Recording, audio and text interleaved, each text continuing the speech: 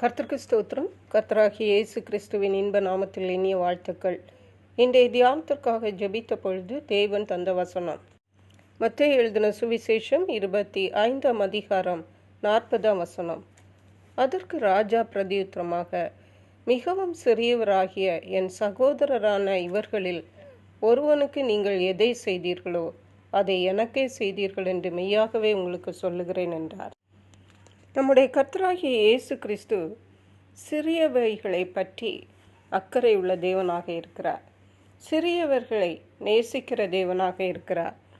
இந்த மத்தேயு எழுதின சுவிசேஷம் 25ஆம் அதிகாரம் 31ஆம் வசனத்திலிருந்து வாசிக்கும் பொழுது இயேசு சொல்லுகிறார், வஸ்திரம் இல்லாதிருந்தேன், நீங்கள் எனக்கு வஸ்திரம் கொடுத்தீர்கள்.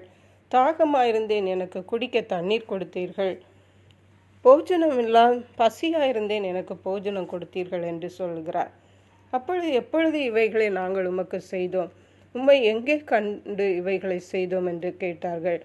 அப்பொழுது தான் இயேசு சொன்னார், இந்த சிறியவராகிய மிகவும் சிறியவராகிய என் சகோதரரான இவர்களில் ஒருவனுக்கு நீங்கள் எதை செய்தீர்களோ, பசியாயிருக்கிறவர்கள், தாகமாயிருக்கிறவர்கள், வஸ்திரம் இல்லாதிருக்கிறவர்கள், வியாதியாயிருக்கிறவர்கள், இவர்களுக்கு நாம் செய்கிற உதவிகளை தேவன் சொல்லுகிறார், ஒருவனுக்கு நீங்கள் எதை செய்தீர்களோ அதை எனக்கே செய்தீர்கள் என்று மெய்யாகவே உங்களுக்கு சொல்லுகிறேன் என்றார்.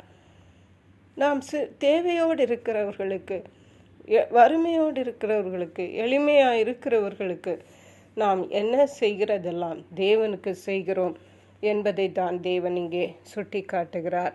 மத்தேயு எழுதின சுவிசேஷம் 25ஆம் அதிகாரம் 23ஆம் வசனம் சொல்லுகிறது, அவனுடைய எஜமான் அவனை நோக்கி, நல்லது, உண்மை உத்தமமான ஊழியக்காரனே, கொஞ்சத்திலே உண்மையாயிருந்தாய், அநேகத்தின் மேல் உன்னை அதிகாரியாக வைப்பேன், உன் எஜமானுடைய சந்தோஷத்திற்குள் பிரவேசி என்றான். 5 தாலந்து 2 தாலந்தை தேவனிடத்திலிருந்து வாங்கினவர்கள், தங்கள் எஜமானிடத்திலிருந்து வாங்கினவர்கள் அதை வியாபாரம் பண்ணி திரும்ப 2 தாலந்துகளை சம்பாதித்தார்கள். அப்பொழுது தான் அந்த எஜமான் சொன்னார், நல்லது, உண்மை உத்தமமான ஊழியக்காரர்களே, கொஞ்சத்திலே உண்மையாயிருந்தாய். நம்முடைய தேவனாகிய கர்த்தர் நாம் கொஞ்சத்திலே உண்மையாயிருக்கிறோமா என்று பார்க்கிற தேவன். அந்த கொஞ்சத்திலே நாம் உண்மையாயிருக்கும் பொழுது அநேகத்தின் மேல் நம்மை அதிகாரியாக வைக்கிற தேவன். ஹல்லேலூயா. நீதிமொழிகளின் புஸ்தகம் 30ஆம் அதிகாரம் 24-25 வசனங்கள் சொல்லுகிறது, பூமியில் சிறியவைகளாயிருந்தும் மகா ஞானமுள்ளவைகள் 4 உண்டு. அவை ஆவன, அற்பமான ஜந்துவாயிருந்தும் கோடை காலத்திலே தங்கள் ஆகாரத்தை சம்பாதிக்கிற எறும்பும், சத்துவமற்ற ஜந்துவாயிருந்தும் தங்கள் வீட்டை கண்மலையிலே தோண்டி வைக்கும் குழிமுசல்களும், ராஜா இல்லாதிருந்தும் பவுஞ்சு பவுஞ்சாய் புறப்படுகிற வெட்டுக்கிளிகளும், தன் கைகளினால் வலையை பின்னி அரசர் அரண்மனையில் இருக்கிற சிலந்தி பூச்சியுமே. பாருங்கள், தேவன் சிறியவைகளை குறித்து அக்கறை உள்ளவராயிருக்கிறார். சிறியவைகளையும் கவனிக்கிறார், பராமரிக்கிறார், பாதுகாக்கிறார், போஷிக்கிறார். இந்த தேவனாகிய கர்த்தர் நம்மிடத்தில் இன்றைக்கு எதிர்பார்ப்பது சிறியவர்களை நம்முடைய நினைவில் கொண்டு அவர்களுக்கு நாம் உதவி செய்கிறவர்களாய் இருக்க வேண்டும்.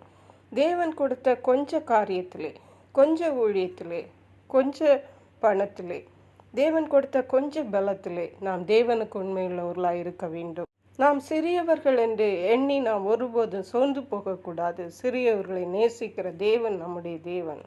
சிறியவன் 1000-ம் சின்னவன் 1000-ம் சிறியவன் 10,000-ம் ஆவான் என்று சொன்னது போல கர்த்தர் தாமே இன்றைக்கு சிறியவர்களாகிய நம்மை அவருக்கு உகந்தவர்களாக மாற்றி ஆசீர்வதிப்பாராக.